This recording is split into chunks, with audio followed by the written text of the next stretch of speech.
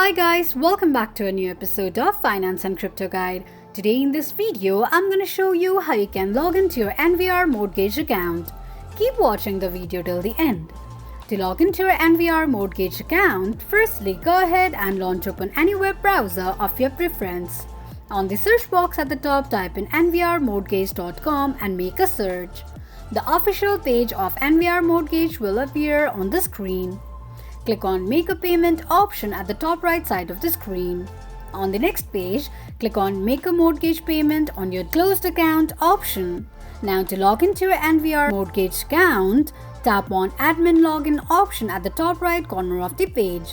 Enter your login ID and password associated with your NVR Mortgage account and tap on Login. In case if you don't remember your login ID or password, click on the link that says Forgot Login ID or Password Help option.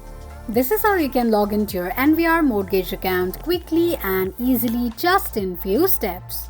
If you have any thoughts or queries, let us know in the comments section. Don't forget to subscribe to our channel. Also, press the notification bell icon so that YouTube will notify you whenever we post a new video. I hope this video was helpful to you. Thank you so much for watching.